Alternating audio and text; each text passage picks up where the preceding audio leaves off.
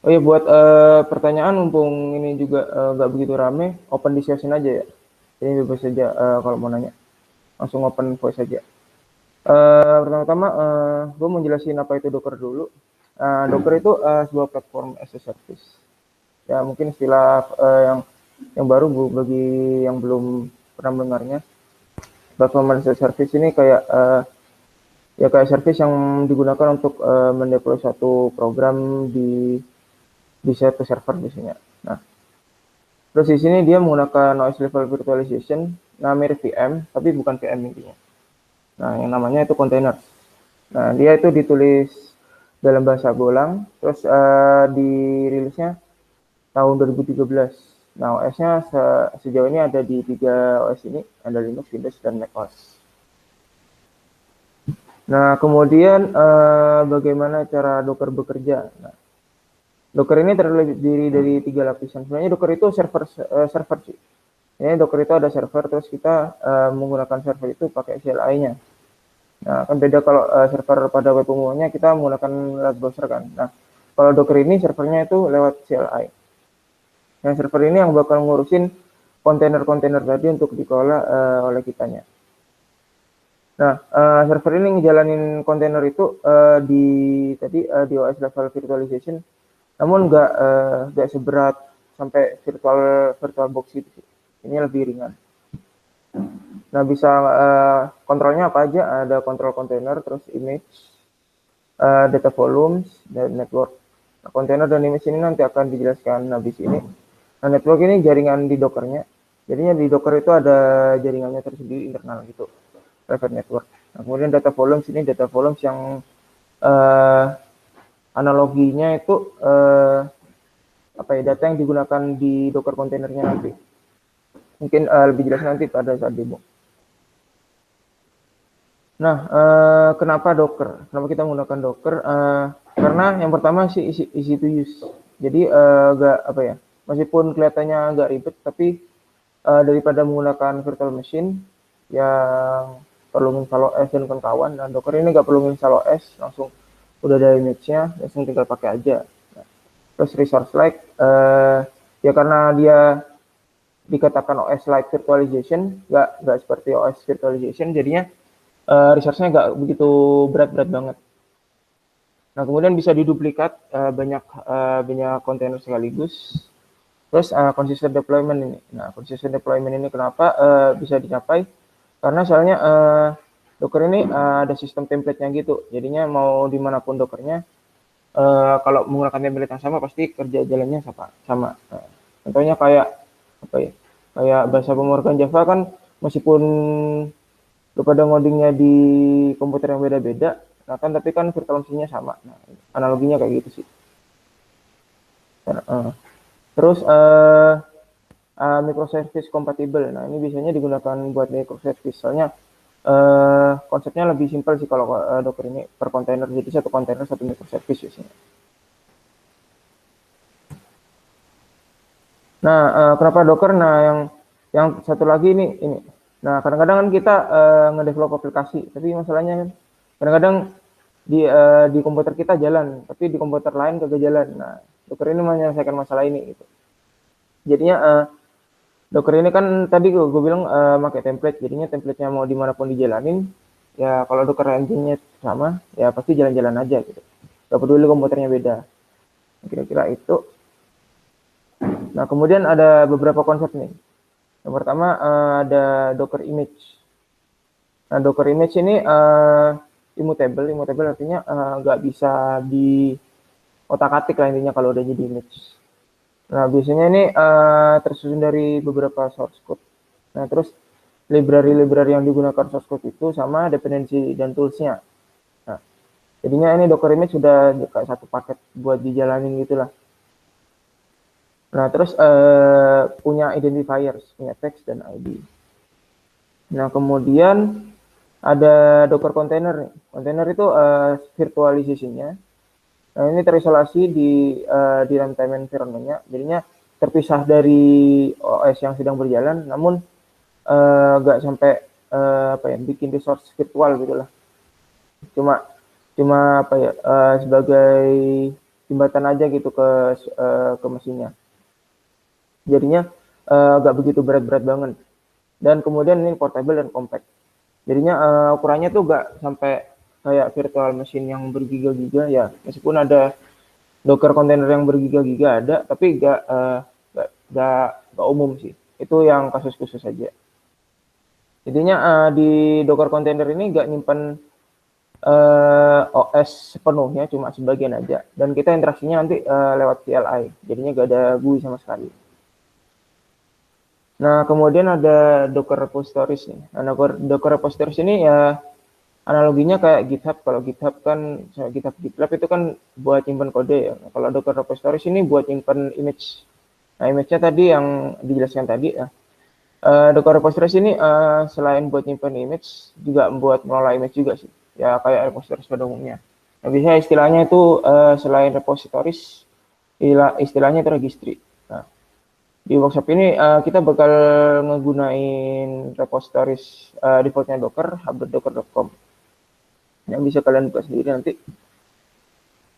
Nah, kemudian Docker Hub-nya ini contohnya kayak gini nih. Docker Hub. Ada di situ nanti ada image Postgres, Ubuntu, macam-macam lah. Ada image official dan non-official. Nah, di sini juga kita selainnya repositories yang kayak GitHub dan GitLab, kita bisa bikin image di sini. Tapi di workshop ini kita nggak bahas hal itu sih. Nah, kita masuk ke komen Dockernya. Sampai sini ada yang mau ditanya nggak terkait konsep dan hal-hal terkait Docker? Ini ada yang mau ditanyain? Berhubung sebelum masuk komen.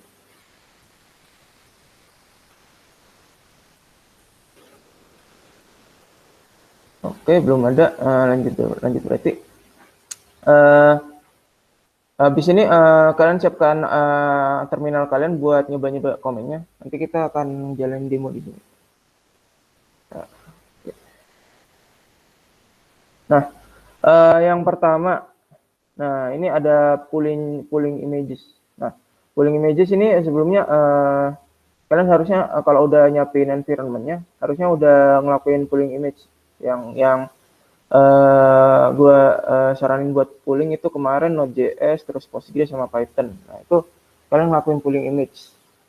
Nah, pulling image itu slide-nya kayak GitHub, kayak git clone sih, git clone. Nah, itu dia bakal narik source code ke directory lokal kalian. Nah, jadi bedanya kalau Docker ini tempat image-nya kita nggak tahu di mana, jadinya Docker yang ngurusin, nggak kitanya. Nah, bedanya itu. Nah, komennya pakai Docker pull terus image-nya apa. Nah, secara default ini bakal download ke hub.docker.com, jadinya nanti kalian lihat nama image-nya ini berdasarkan di Docker Hub tadi. Nah, sampai sini ada yang mau ditanyain nggak? Atau masih aman semua?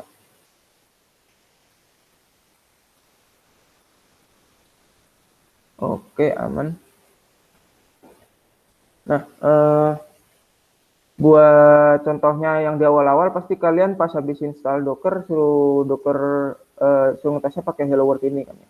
Nah, itu salah satu pulling Docker yang sederhana, pulling Docker image yang sederhana. Nah, contohnya kayak gini juga nih, Docker pull Hello World, nanti dia download part-partnya, layer-layernya.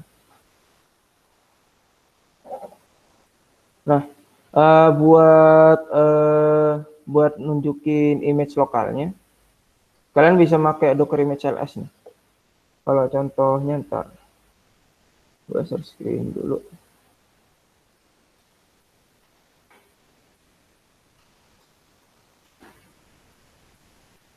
Nah, buat contohnya mungkin kayak Docker Image LS nih bentuknya kayak gini sih. Yang ada di slide bisa juga. Nah, kira-kira di sini kelihatan nggak? Apa kurang jelas? Ada yang bisa respon mungkin? Kelihatan nggak ada? Oke, sip. Nah, contohnya kayak gini nih. Ntar. Contohnya kayak gini. Ini isinya sih image yang kalian download. Ada image ID sama size-nya berapa aja. Yang terpenting image ID sih di sini. Misalnya nanti digunakan buat nge-manage Docker image kalian, buat ngejalanin, buat ngapus juga. Contoh detailnya ya kayak gini, bisa dilihat di slide. Nah, kemudian running image. Nah, kalau kalian udah download yang Hello World, Docker pun Hello World. Nah, ini image ini masih kondisinya pasif. Nah, image ini kan tadi kan sebagai template ya, bukan sebagai hal yang digunakan untuk dieksekusi. Nah, jadinya image ini perlu dijalanin dulu pakai dockeran ini. Jadi contohnya dockeran hello tadi. Nah, ini otomatis ngejalanin image-nya dan bentuk kontainernya. Nah, untuk komen-komen lebih jauhnya bisa kalian lihat di dockeran script help ini. Nah, sampai sini ada yang masih bingung terkait komen-komen basicnya Docker?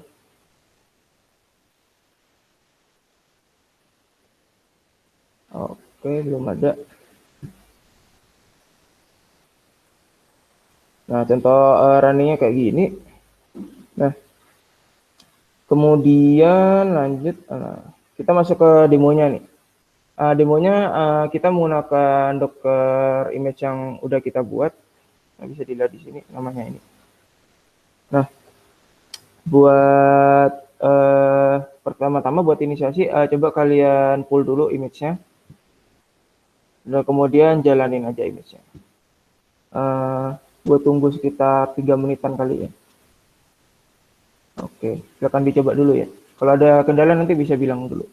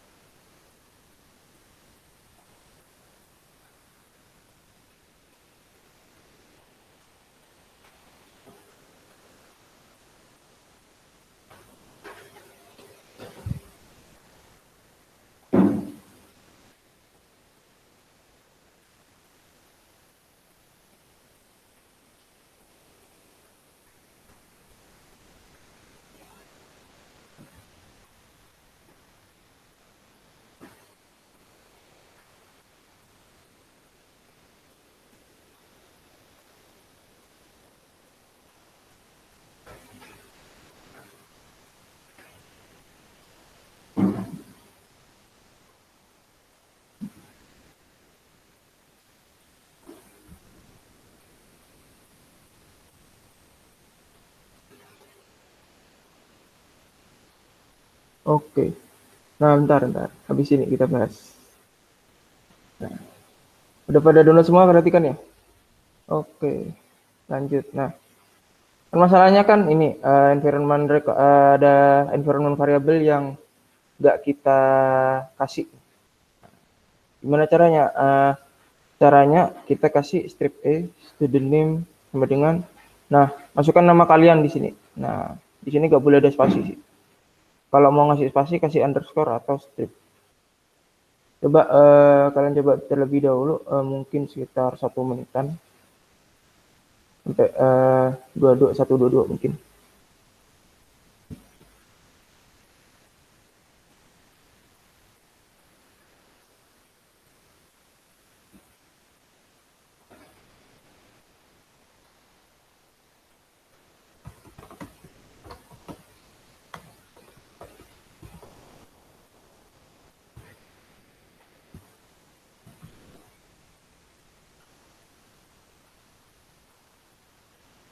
Nah, contohnya kayak gini sih manggilnya komennya.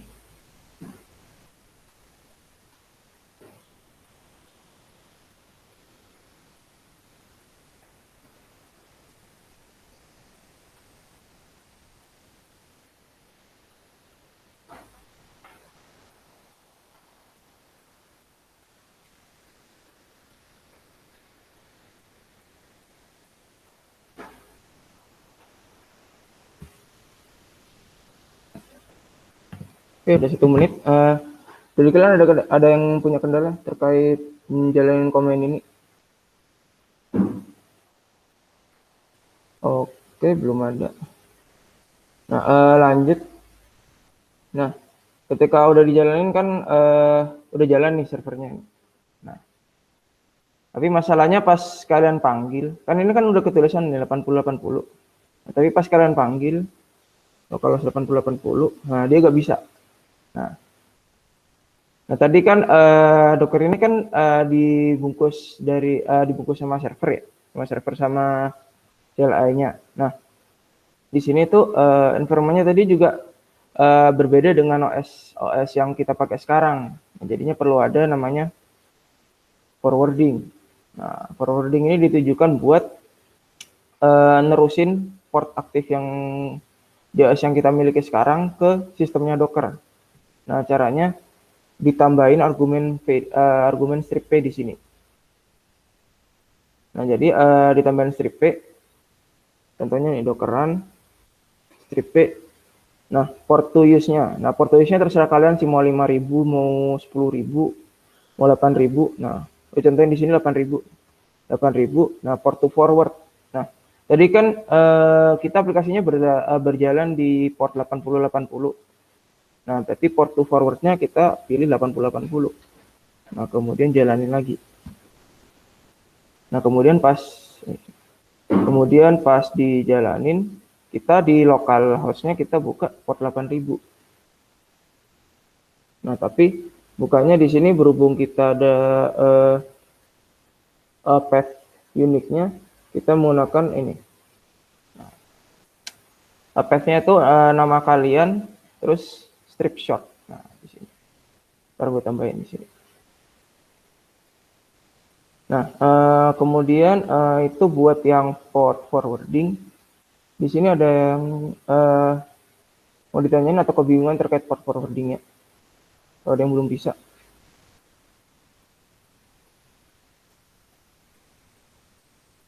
Ya ini port forwardingnya hanya sintaksnya tadi tambahin ini aja. Langsung bisa dibuka di lokal nanti. Kalau mbaknya mau ngetes bisa atau enggaknya, bisa langsung di base URL-nya. Nah, ini servernya bisa kepanggil tapi base slash-nya kagak ada handlernya, jadinya kayak gini. Kira-kira itu buat port forwarding. Di sini ada yang mau ditanyain terkait port forwarding?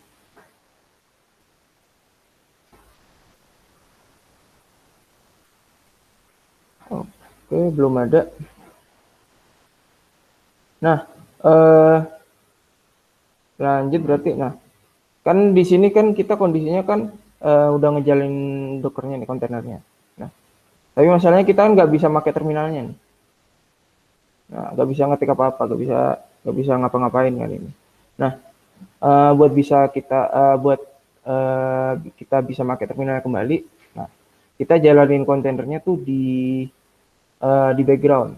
Nah, caranya kita pakai flag strip D.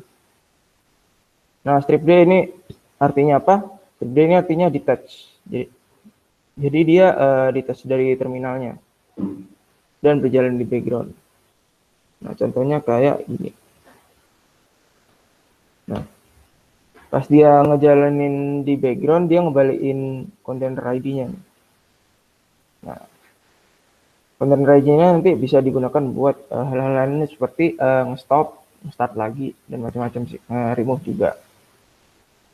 Nah, coba kalian jalanin kodenya. Ditunggu 1 menit mungkin. 1 menit dari sekarang.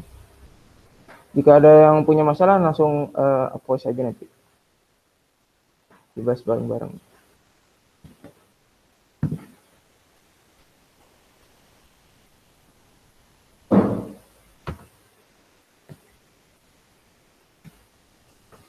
Nah, buat komen jadinya harusnya kayak gini.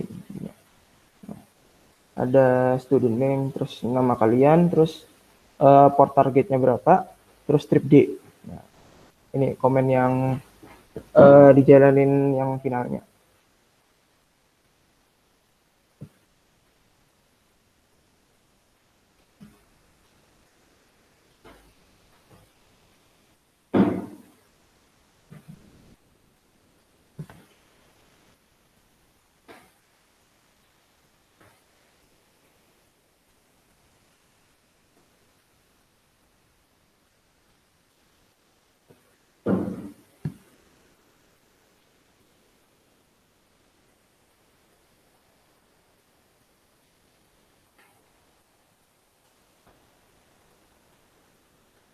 Dipta mau nanya, Ya, ya. itu di chat Oh. failed port already allocated itu gimana cara nge-unallocated? Oh, berarti udah kepake tuh berarti. Coba pakai port lain coba. Itu kayaknya udah ada server di komputer lu yang udah jalan itu. Coba pakai port lain 5.000 kayak atau 3.000. Oh iya, buat pakai ini yang tadi tuh dimatiin dulu sih. Ditutup aja terminalnya terus buka lagi. Soalnya kalau pakai yang tadi kan umumnya kalian udah pakai port 8.000. Port 8.000. Nah, ini perlu dimatiin dulu biar port 8.000-nya bisa dipakai lagi. Kalau nggak dimatiin nggak bisa dipakai. Nah, itu sih.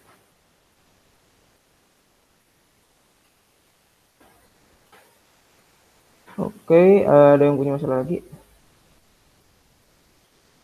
Oke, sejauh ini aman. Nah, kemudian kan tadi kan udah dites. Nah, gimana caranya kita ngasih tahu kalau status kontainer itu gimana? Nah, cara nyari tahunya kita pakai Docker Container LS. Nah, contohnya ini ada beberapa kontainer yang yang lagi berjalan di komputer gua nih. Ada kontainer pakai image yang tadi Docker demo, terus ada yang pakai Postgres, ada yang pakai Redis. Nah, ini ada statusnya up berapa menit, kemudian dibuat dari berapa menit yang lalu. Terus ini, terus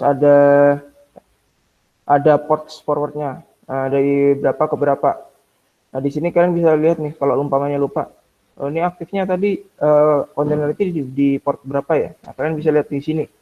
Yang port yang ada yang terdiri dari 000. Nah, ini dia maksudnya dari PC kalian. Jadi PC kalian nih pakai port 8.000 terus diterusin ke port 8080 di kontainer ini.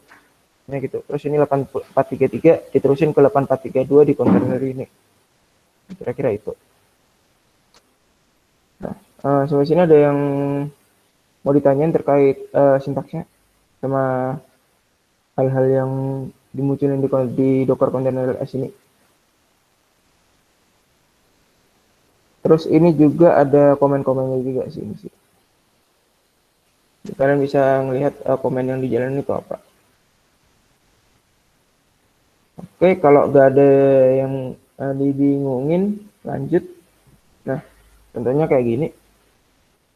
Nah, terus ini juga ada names juga ya. Bakal aku pakai juga.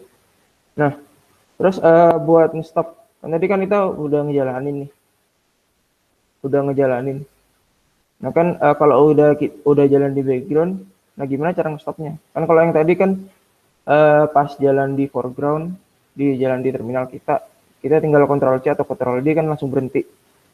Nah, kalau jalan di background kita perlu menggunakan command docker stop.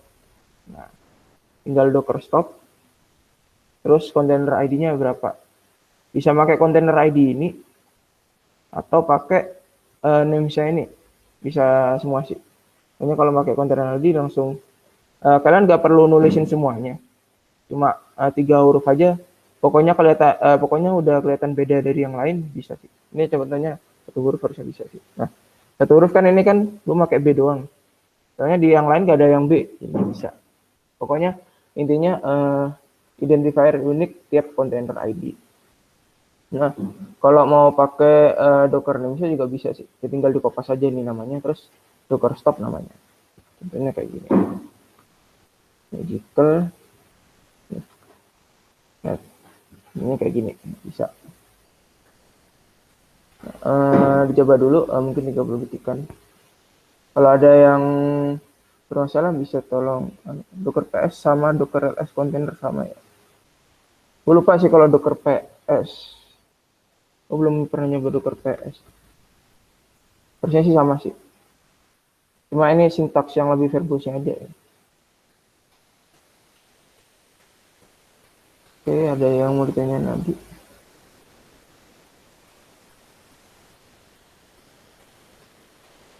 Belum ada. Kalau belum ada yang masalah, kita lanjut lagi ke kontainernya. Nah, kan tadi udah mati nih. Kalau udah mati, kan udah gak kelihatan lagi di sini. Nah, terus kalau mamanya mau nyalain lagi, terus lupa ID-nya, kan bingung kalau lihat kemana. Nah, kalau mau lihat semuanya tuh tinggal ditambahin strip A ini. Nah, jadi kalau Docker container strip A, nanti kelihatan nih. Docker container yang kalian buat itu apa aja. Nah, contohnya kayak gini. Nah, ini ada statusnya nih exit 2, 0, 0, 130. Nah, terus ada beberapa image. Nah, ini tadi image yang kita buat. Nah, tiap kali kita ngeran bakal ngebikin kontainer baru sih. Jadinya kalau mamanya gak kepake bisa kalian delete nanti. Nah, ini buat nampilin semuanya. Nah, terus contohnya kayak gini. Nah, umpamanya kita udah ngebikin nih tadi nih. Case-nya kalau ada kontainer yang kita buat tapi udah gak kepake lagi nih. Umpamanya 3 kontainer ini kita gak pakai lagi. Nah, kita mau ngedelete nih. Nah, delete-nya komennya pakai docker rm. Nah, tinggal formatnya sama hampir format semua kode yang ada di docker itu hampir sama semua sih. Ini docker rm, terus container id sama container name-nya. Jadinya tinggal reuse aja. Jadi kan ada docker stop b. Namanya kita rmb. Tapi kita pastikan dulu di sini gak ada yang awalnya b. Berarti tinggal docker mb. Pas kita lihat lagi, nah dia udah gak ada ada kontainernya. Namanya kita mau ngapus semua kontainer yang nggak kepake nih, 5 pokoknya dari image ini. Kita tinggal masukin multiple ID-nya aja, 5 sama 8. Nah, udah nih. Pas kita lihat lagi udah gak ada lagi nih. Nah, kira-kira itu sih buat komen docker rm ini. Kira-kira sampai sini ada yang bingung atau masih ada masalah?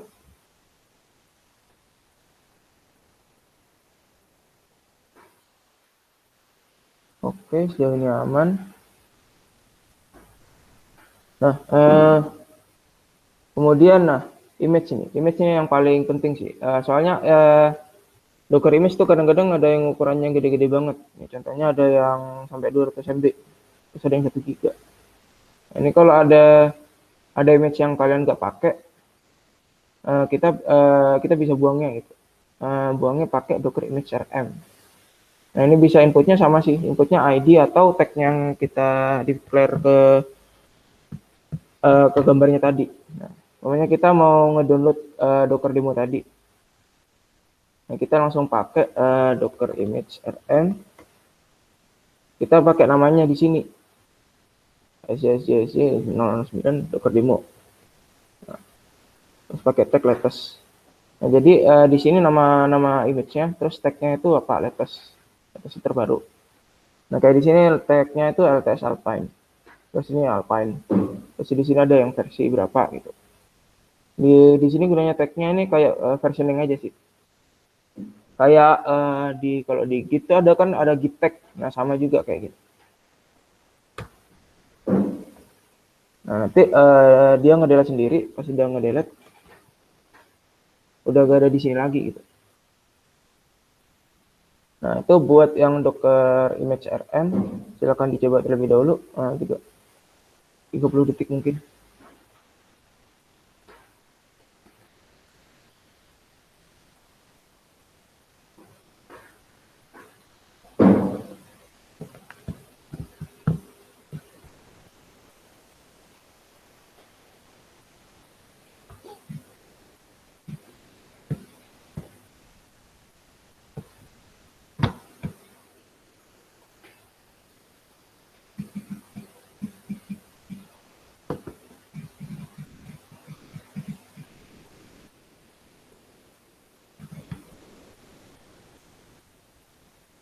Oke, lanjut kalau tidak ada masalah. Nah, yang paling krusial di Docker ini sih bagian membuat image ini. Nah, Sebenarnya kalian tadi di awal kan kita dijelasin kalau Docker ini mempermudah penggunaan aplikasi di beberapa platform. Intinya nggak peduli dia Linux, Windows atau macOS, pokoknya pakai Docker Engine yang sama, dia bisa jalan. Nah, krusialnya di bagian image ini. Nah, di sini ada package buat demonya, bisa kalian akses di sini atau pakai Bitly ini juga bisa sih. Nah ini kita pakai hasil workshop dari Express.js kemarin. Nah buat udah bisa dibuka GitHub-nya. Nah di GitHub-nya itu ada Docker filenya. Nah, Docker filenya bentuknya kayak gini. Nah ini gak ada ekstensinya sih. Pokoknya namanya Docker file aja itu biar kedeteksi sama Dockernya. Nah di sini ada beberapa bagian nih. Ada from, ada copy, run, sama entry point. Nah, di sini nih from ini ditujukan buat ngambil image, basis image dari apa. Nah, contohnya kita mau, kan tadi kan kita mau deploy Express.js nih. Express.js basisnya Node. Nah, kita gak perlu ribet-ribet lagi install Node terus nyiapin definisinya Node apa aja. Kita tinggal make image-nya Node ini yang udah ada. Nah, image Node ini didapetin dari Docker Hub yang kita declare sebagai repository. Nah, kalian ini udah pasti kalau kemarin udah nyiapin, kalian pasti udah download ini sih, Node LTS Alpine. Nah, terus maksudnya terus ada copy.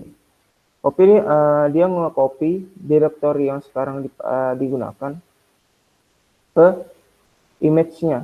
Jadi di copy semua file-file Express.js-nya ke image-nya. Nanti pas image-nya dijalanin, dia itu ngejalanin sebagai server Express.js. Nah, kemudian setelah di copy, nah pastinya kan Express.js-nya perlu diinstal dependensinya ya, kayak npm install lah ininya. Nah, buat ngejalanin itu kita perlu ngejalanin run ini, run yarn install. Nah, yarn install ini bakal siapin dependensi yang ada yang dibutuhkan sama Express.js-nya, entah itu Express.js-nya terus atau ada ORM-nya, macam-macam lah, pastinya banyak. Nah, dia bakal nginstal, kemudian bakal hasil installannya itu bakal disimpan di image ini nantinya. Nah, kemudian setelah di run, nah ini ada entry point nih. Nah, gunanya entry point ini, dia ini sebagai apa ya? Sebagai penanda pemberitahu komen yang perlu dijalankan pada saat Dockeran di awal tadi itu apa. Nah, pokoknya tadi kan kita ngejalanin Dockeran terus hello world. Nah, hello world itu ada entry point-nya sendiri gitu buat dieksekusi. Nah, kalau suatu image gak ada entry point-nya, biasanya dia gak bisa di-run, cuma bisa di-create aja gitu. Berarti emang tujuannya bukan buat dijadikan executable. Nah, kalau kayak yang Express ini, kan kita kan tujuannya buat dijadiin server. Jadinya kita perlu ngejalanin index.js-nya. Nah, ngejalaninnya ya kayak kita ngejalanin di komputer kita sih, ya node spasi index.js. Nah, di sini entry point-nya ini terdiri dari list kayak gini. Nah, kalian harus pastikan kalian harus menggunakan petik di sini. Kalau kalian nggak menggunakan petik 2, nanti parsingnya salah. Nah, jadinya di sini komen pertama terus spasi. Koma ini bakal jadi spasi, terus komen keduanya. Nah, habis kalian udah declare kayak gini, nah kalian bisa build. Nah, sampai sini ada yang mau ditanyain nggak terkait Docker filenya ini? Ada sintaks yang belum dipahami mungkin?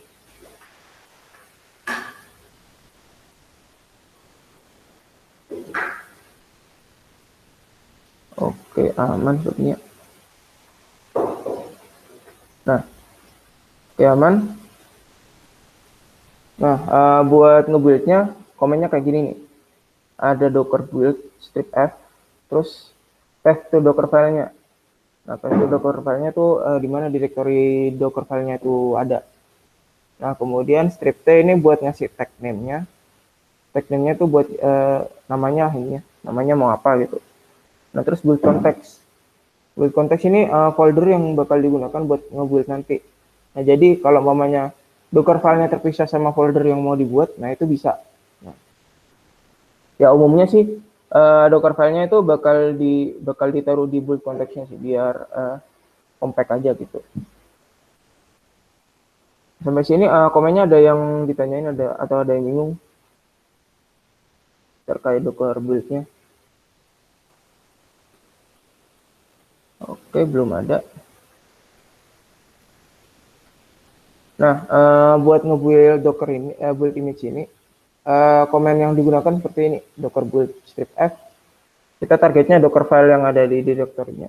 Oh ya, ini harus dijalanin kalau udah kalian masuk direktorinya.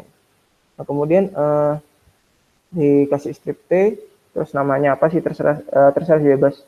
Kalau yang di contoh ini kita menggunakan namanya express strip demo, terus kemudian titik. Nah, contohnya kayak gini nih. Kita umpamanya gue ngerain ke projectnya dulu.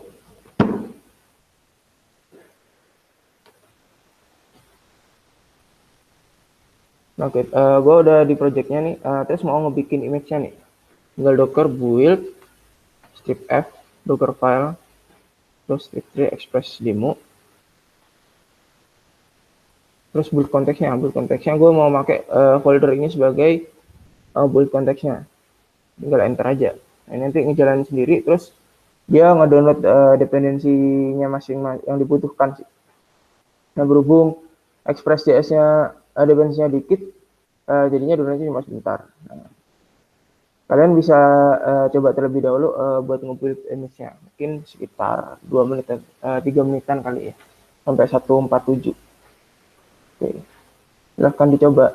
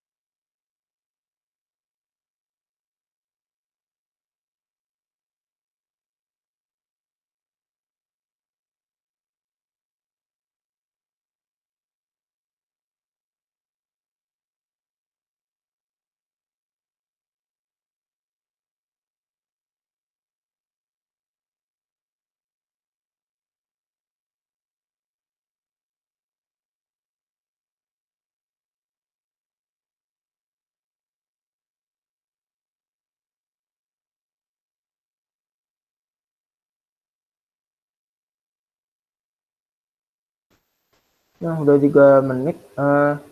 Dari kalian ada yang memiliki masalah terkait build Dockernya? Oke, tidak ada. Oke, nah kan tadi kan kalian udah build nih. Kalau dilihat di Docker image ls, nah bakal ada hasil buildnya. Nah, bakal ada hasil buildnya. dan ukurannya berapa. Nah, di sini kalian kalau mau ngejalanin pakai kayak tadi aja Docker run. Terus di sini portnya ingat bentar. Di sini coba kita jalanin defaultnya dulu biar tahu portnya berapa. Nah, di sini portnya 8080. Nah, berarti kita nanti nge-port forwardingnya dari port 8080. Nah, Docker run port 8080. Kita port forwarding ke 8080. Terus kita pakai di sini. Nah, ini udah bisa ke jalan. Welcome to Express.js. Nah, saya kira itu buat ngejalaninya sih. Tapi berhubung Express ini nggak bisa dimatiin kalau udah dijalanin, nggak di detach, jadinya kalian tutup terminalnya aja. Terminalnya buat buka lagi. Kira-kira itu buat yang Docker di Express.js. Nah, ini kalau kalian lihat di Docker Container.js ini masih jalan sih. Kalian bisa mati ini aja ini. Docker rm, Docker stop dulu. 29B terus di depan B.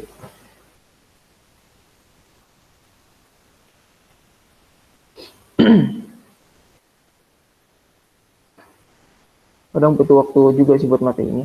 Terus habis di stop, dihapus saja kalau udah pakai.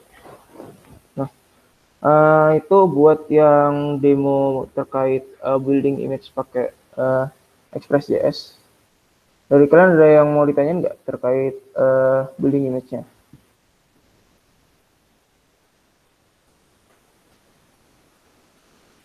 Oke, belum ada. Nah, sekarang kan tadi kan kita udah nge-build image nih. Nge-build image kalau masalahnya kalau image-nya berukurannya besar banget, nah gimana cara kita ngoptimize-nya biar lebih kecil? Nah, kalian bisa ngambil package-nya dulu, demo package-nya di sini.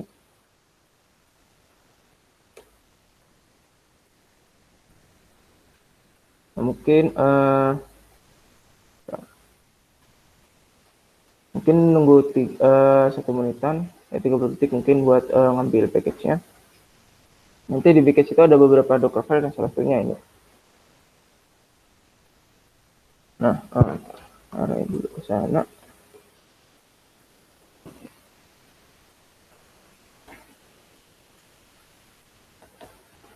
Nah, package itu isinya package React. Nah, kenapa pakai React? Juga ingin menyambungkan terhadap workshop yang sudah lalu. Nah, jadinya kali ini kita akan membuat image yang berbasis React di sini. Nah, di sini kita menggunakan Docker file yang pertama yaitu yarn build stage. Nah, build stage ini apa? Nanti kita akan bahas habis ini. Nah, di sini strukturnya sama sih kayak yang tadi, pakai from juga, from node. Nah, tapi di sini ada komen tambahan. Di sini ada environment variable. Nah, environment variable ini digunakan buat nambahin environment variable secara default di image-nya. Nah, kemudian ada comment add. Nah, comment add ini kayak copy, tapi cuma ada extra feature aja. Extra feature-nya bisa kalian cari sendiri di internet, banyak penjelasannya sih. Nah, kita nambahin directory yang sedang kita tempati sekarang atau build konteksnya di copy ke opt/up. Nah, kemudian kita ganti disk directory-nya. Disk directory ini kayak home-nya lah. Di image ini home-nya itu di opt/up. Nah, saya kira gitu. Nah, kemudian dijalanin command yarn install buat install dependensi-dependensinya, kemudian di-build React-nya, jadi udah masuk ke production build. Nah, kemudian di sini serve ini digunakan untuk men-serve static React-nya sih. Nah, kemudian di sini ada CMD. CMD ini sama kayak entry point tapi cuma beda dikit aja fungsinya. Sintaksnya juga sama. Di sini ada serve, terus strip S, strip build. Nah, ini sintaks di sini ini berdasarkan sintaksnya serve yang ada di build-nya, di petunjuk build habis React gitu, di React gitu. Nah, sampai sini ada yang mau ditanyain terkait sintaks-sintaks ini? Oke, belum ada. Nah, kalau kalian build, ini cukup gede sih gambarnya sih. Sekitar 600 MB. Gue gak saranin kalian build, tapi kalau mau nyoba aja ya gak apa sih. Pokoknya docker. Nah, sintaksnya itu kayak gini. Docker build, strip F, yarn, strip T. Pokoknya kita namain dark test. Nah, berhubung ini React, dan kita tahu juga React dependensinya banyak banget dan gede, 100 MB lebih. Nah, jadi butuh makan waktu cukup lama. Jadinya kalau kalian mau nyoba, mungkin sekitar 5 menitan aja kali ya. Misalnya waktu downloadnya lumayan lama. Kita bahas lagi di jam 1.58. Oke. Kalau ada yang butuh bantuan atau ada yang error, bisa langsung kasih tahu di chat aja atau pakai voice.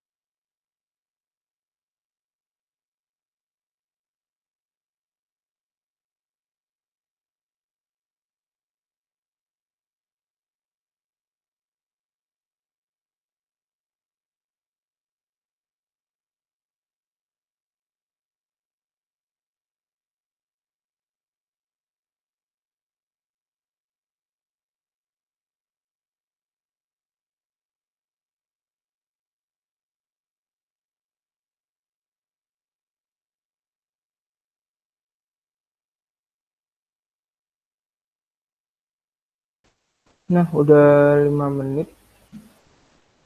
Dari kalian ada yang memiliki masalah terkait nge-build-nya? Atau masih ada yang nge-build-nya sih? Oke, sebenarnya tidak ada. Lanjut ke ini hasilnya sekitar 622 MB. Ya emang cukup besar sih. Nah, maka dari itu di sini perlu dioptimisasi gambarnya. Nah, kan logikanya kan di React nih ada stage build tadi kan ya.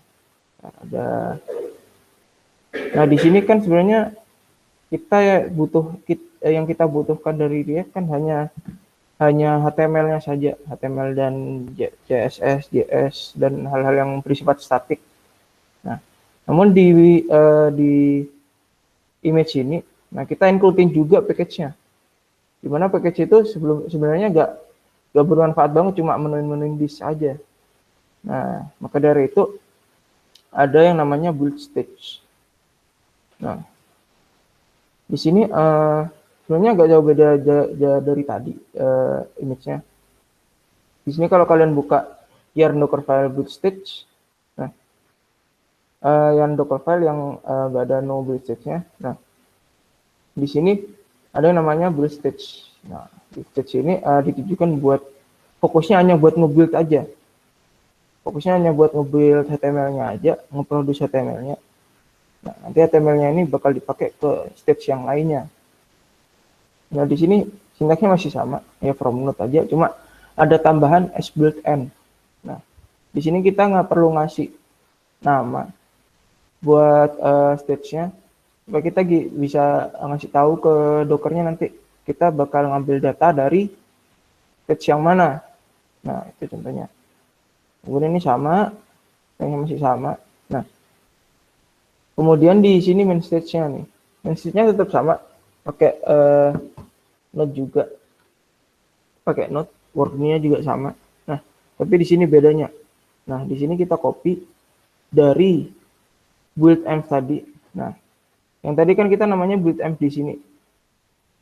Nah, kita gunain di sini buat ngopi hasil build-an dari React ke directory di image ini.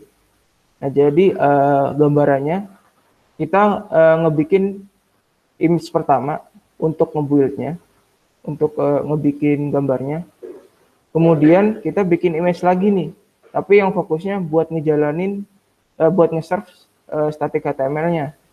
Jadinya image yang terakhir ini bakal kita gunain buat buat jadi image utama kita, bukan image yang ini. Nah, jadi kita kembali ke image yang ini. Nah, di sini kita ngopi dari build env ini, ngopi folder build-nya. Kan kalau kita kan pasti hasil build-nya ada di folder build. Nah, kita copy ke folder build. Kemudian sama install serve juga. Nah, kemudian sama juga sih pakai cmd serve strip s build. Nah, dengan penambahan yang hanya sedikit ini, perubahan sedikit. Nah, kita dapat hasilnya, komennya juga sama sih.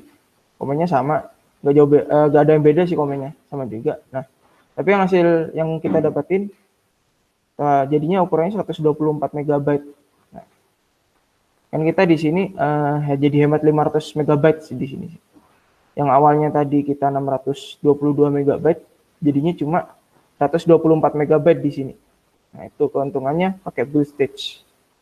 Nah, buat demonya kalian bisa ngejalanin, tapi ya lama juga sih. Tapi kita pakai kita hapus dulu image yang tadi, React test, kita hapus dulu. Nah, kemudian kita pakai yarn dockerfile, React test v2. Nah, ini biarin nge-build. Nah, mungkin buat coba kalian butuh waktu 5 menit ya. Jam 2:07 kita bakal bahas lagi masalah build stage ini. Oke.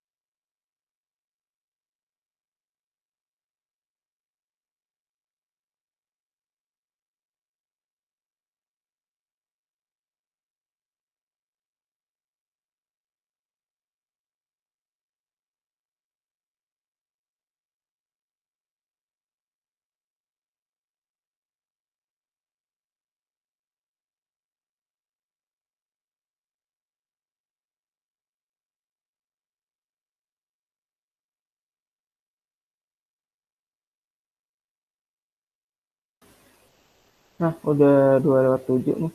Nah, dari kalian ada yang memiliki masalah terkait build-nya image-nya ini? Ada yang memiliki kendala?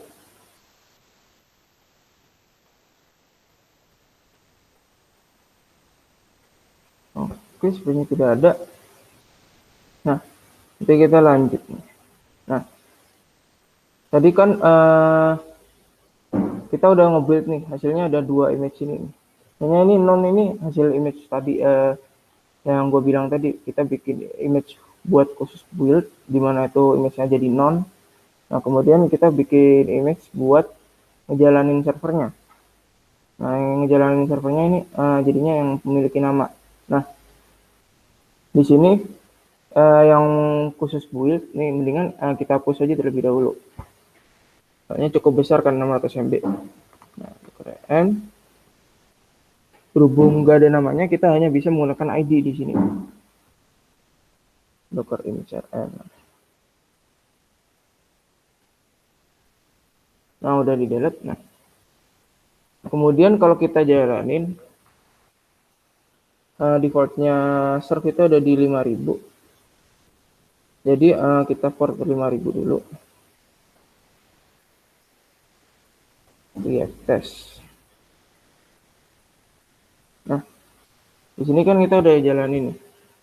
Kalau kita buka di sini, nah di sini react-nya udah aktif nih. React-nya aktif. Nah, tapi di sini kita gak image-nya berukuran lebih banyak nih. Lebih banyak berukuran 500 MB. Tapi lihatnya ya sama-sama aja gitu. Nah, di sini untungnya kita menggunakan build stage. Nah, di situ sih. Tapi ya minusnya kita perlu ngebuang dulu image yang tag-nya non ini. Soalnya image yang tag non ini gak bakal ter-delete otomatis pada saat nge-build. Jadinya kita harus delete-nya manual. Nah, sampai sini ada yang memiliki pertanyaan?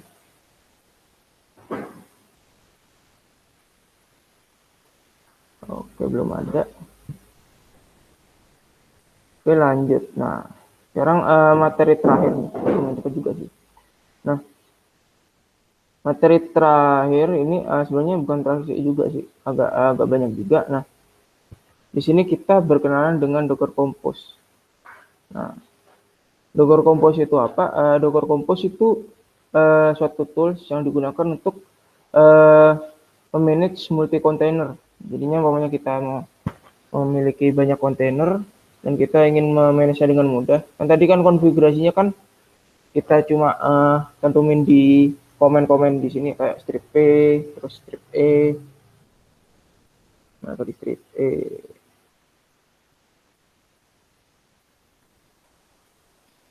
Nah, ada strip P, strip E, strip D ini.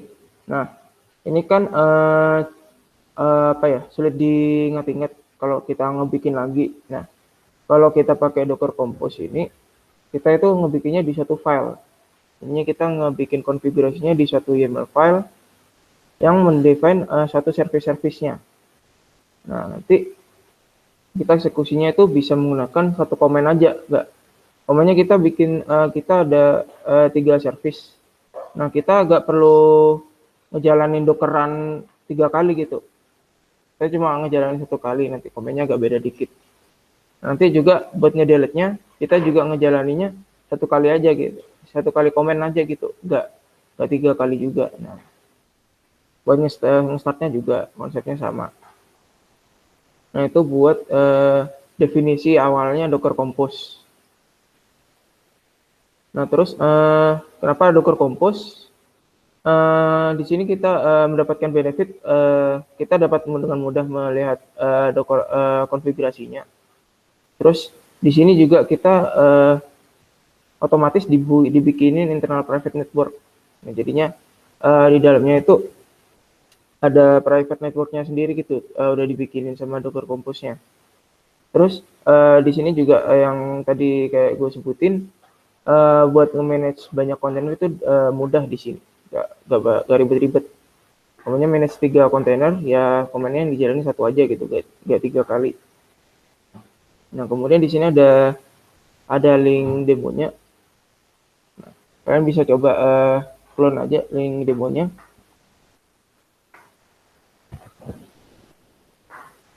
Nah, di link demo itu ada file yang namanya docker-compose.yml. docker-compose.yml. Nah, sintaksnya seperti ini.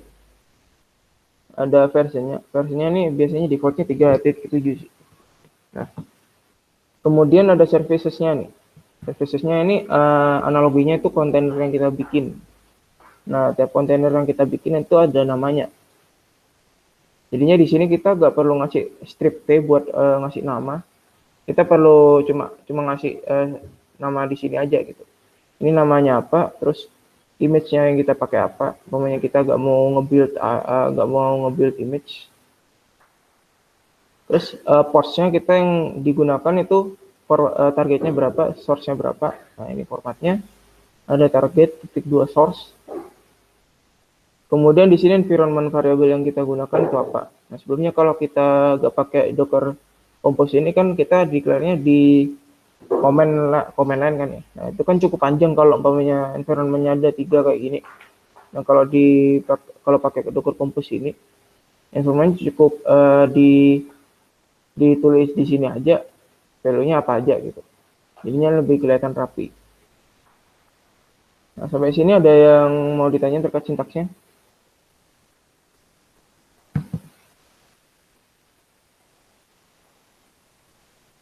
Oke, belum ada. Nah, kemudian, ini. Kemudian setelah tadi ada DB, nah, di sini kita menggunakan Python contohnya, Python server.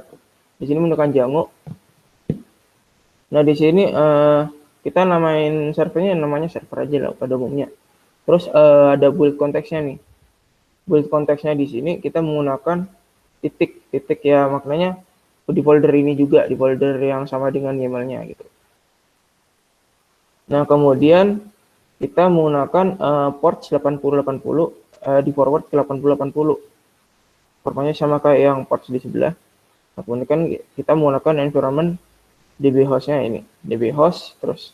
Nah, di sini DB host-nya itu kita namain DB. Nah, kan biasanya kita di sini kan sesuai di definisi yang awal, kalau Docker Compose itu kita disediain internal network. Nah, internal network-nya itu komunikasi antar kontainernya kita itu menggunakan nama DB, nama service-nya. Di sini namanya nama service-nya DB. Nah, berarti host-nya buat ke DB ini ya, namanya DB. Jadi namanya mau memakai database di service DB ini, ya kita pakai host-nya itu namanya DB. Nah, portnya sendiri kita menggunakan port defaultnya di kontainer itu, bukan di host luar.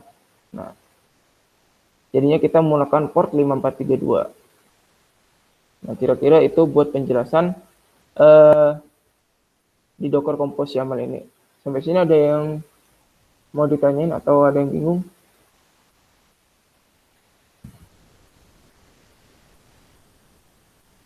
Oke, belum ada. Nah, buat di demo settings.py-nya, nah bentuknya kayak gini nih. Nah, ini untuk pengantar aja sih, kenapa ada DB host, ada DB port. Soalnya di Django-nya kita menggunakan mengambil DB host dan DB port buat ngasih tahu host sama portnya berubah gitu. Terus kita juga bisa ngasih DB user sama DB name sih. Berhubung DB user, DB password sama DB name-nya sama kayak yang di sini, jadi kita gak perlu ngedeclare lagi, kira-kira gitu. Nah, pertama di sini ada jaringannya nih. Nah, jaringannya di sini dijelasin kalau di sini ada private-nya nih. Yang merah-merah ini private nih. Dia terlepas dari jaringan yang biru ini. Jaringan biru ini port forwarding-nya. Nah, jaringan merah-merah ini berkomunikasi dengan menggunakan nama-nama yang merah ini sebagai sebagai hostnya gitu. Anggap aja hostnya ini kayak DNS, kayak www, kayak Google itu www.google.com. Nah, ini namanya tuh bukan www.google.com tapi namanya server kalau di sini. Server, terus kalau buat koneksi ke DB-nya namanya DB. Nah, itu buat network di Docker Compose-nya. Nah, ini terpisah sama network di lokal PC kita. Nah, jadinya kita nggak bisa ngakses pakai nama server sama DB buat ngakses Postgres sama Django-nya gini. Tapi kita pakai port forwarding yang dijelasin di awal tadi. Nah, sampai sini ada yang mau ditanyain terkait networking-nya? Soalnya networking di Docker Compose ini bakal jadi benefit kalau kalian mau bikin microservice sih. Jadinya microservice-nya itu nggak perlu muter-muter trafficnya kalau mau menghubungi satu sama lain, cukup pakai internal network mereka aja, lebih dekat dan lebih cepat juga. Kira-kira begitu. Ada yang punya pertanyaan? Oke, tidak ada. Nah, buat ngeranya nih, pertama-tama kan kalian harus udah ke direktorinya dulu.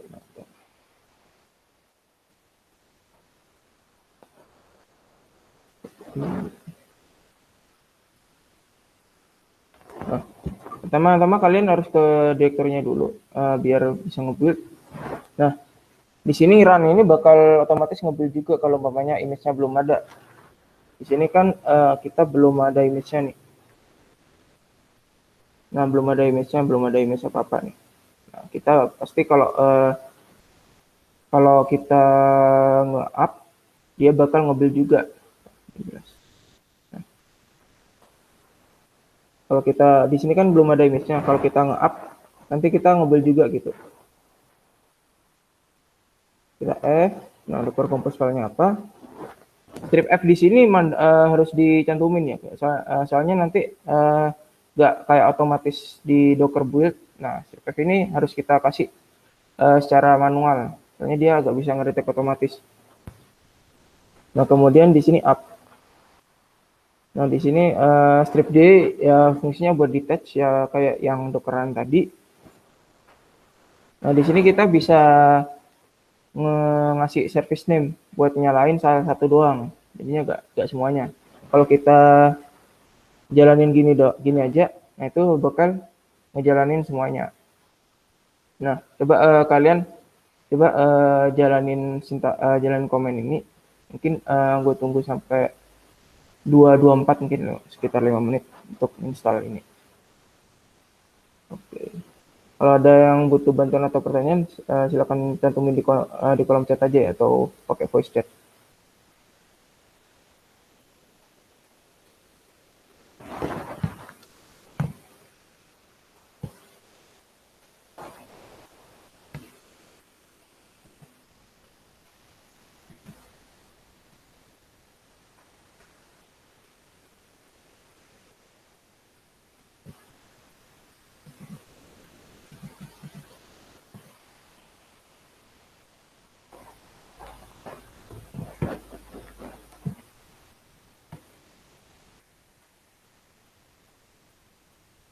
Dipta, Yuk. berarti kan Docker strip compose, strip F, terus tadi nama file yang Docker compose-nya docker strip compose.yml yang ketik semua kan? Iya, ketik semua aja. Terus strip F, terus up, terus strip D, Terus udah D. gitu aja. Iya, Run gitu aja. Oke. Nah, enggak. Ntar ini dibahas habis. Ini ada error nanti dibahas habis tunggu 5 menit dulu dah.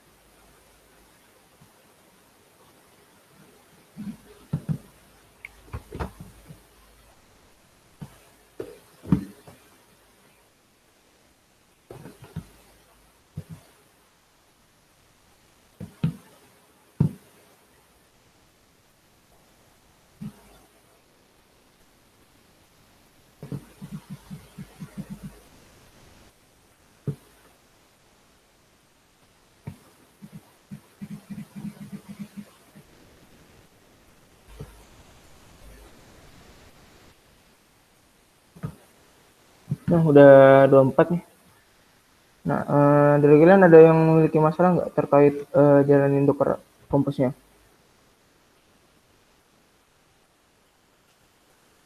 Harusnya sih kalau dijalanin bareng-bareng nih bakal ada masalah di Django-nya sih. Nah, coba gak usah pakai strip D.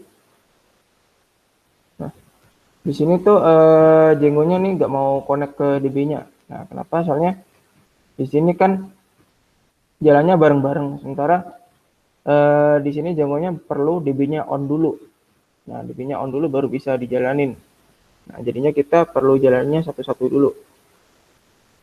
Kita aktifin DB-nya dulu, baru kita jalanin servernya. Nah, buat ngaktifin DB-nya dulu kita DB aja, strip D, terus DB. Nah, udah DB-nya jalan. Nah, umpamanya kita gak usah pakai strip D, kita pengen lihat lognya, terus kita mau jalanin servernya, tinggal docker compose strip f docker compose ml terus up server.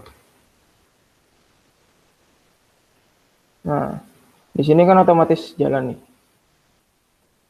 otomatis jalan terus otomatis migrate. Terus ini bisa dipakai di sini 180. Nah, ini jalan. Nah, kira-kira gitu buat yang dockeran.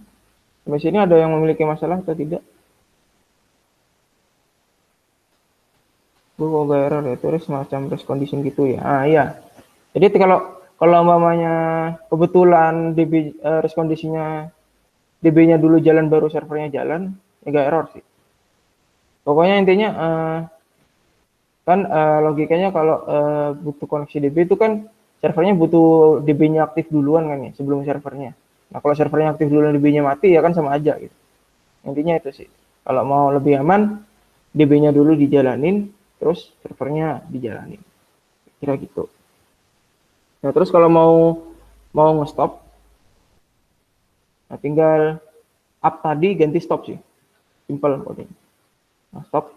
Nanti pokoknya kita tahu kalau Docker yang DB-nya aja yang nyala. Nah, dia itu bakal ngematiin DB-nya doang gitu.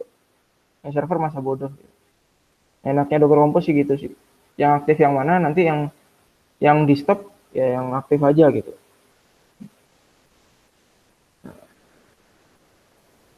Oke, ada pertanyaan sampai sini? Belum ada. Nah, kemudian buat ngedelete. Nah, kan ini kan tiap yang kita ngebikin Docker Compose, kita ngaktifin Docker Compose ini kan pasti bakal ngebikin kontainer. Nah, kalau kita lihat kontainernya, nah, Docker Compose demo db1 terus server 1. Nah, ini kan ada kontainer yang kebuat nih. Nah, kalau mamanya kita mau ngedelete, ini mau ngedelete semuanya nih. Kalau mau ngedelete semuanya nggak usah dikasih argumen service name. Jadinya kalau mau delete semuanya, nah ini nanti ditanyain mau delete semuanya apa enggak. Nah, ini nanti nggak delete semuanya. Kalau hanya mau delete satu doang, ya kayak tadi up juga. Up. Kan tadi kalau up kan up db. Nah, ini rmdb gitu sih. Nah, tapi berhubung udah ke delete jadinya udah gak bisa. Nah, kira-kira itu buat yang RM, sampai sini ada pertanyaan? Oke, belum ada. Nah, kemudian, ini rebuild nih. Nah, kan tadi kita udah, kalau pas up tadi kan kita ngebuild image-nya ya. Ngebuild image-nya, mana yang build image? Nah, ini kan tadi kan ngebuild image-nya. Nah, umpamanya kita mau bikin image-nya lagi, habis ada perubahan gitu. Nah, kita bisa pakai build lagi. Nah, build, kita bisa targetin build servernya aja gitu. Nah, di sini berhubung nggak ada perubahan, jadinya build-nya cepet banget, soalnya udah ada cache-nya. Nah, kira-kira itu buat nge-rebuild. Nah, buat ngapusin image-nya sih nggak bisa kayak ngapusin kontainernya sih, harus satu-satu gitu. Nah, di sini image yang kebuat tuh ada dua nih. Ada Docker Compose demo server. Ini aja, berhubung kita yang Postgre-nya itu kita pakai Postgre-nya langsung, nggak ngebikin image. Jadinya yang image yang kebuat cuma satu aja gitu sini. Jadinya kalau mau ngedelete ya ngedelete pada umumnya tinggal insert F. Nah, udah kelar. Nah, kira-kira itu sih. Nah, kira-kira itu buat workshop Docker-nya. Yang terakhir Docker Compose materinya. Dari sini ada yang mau ditanyain nggak?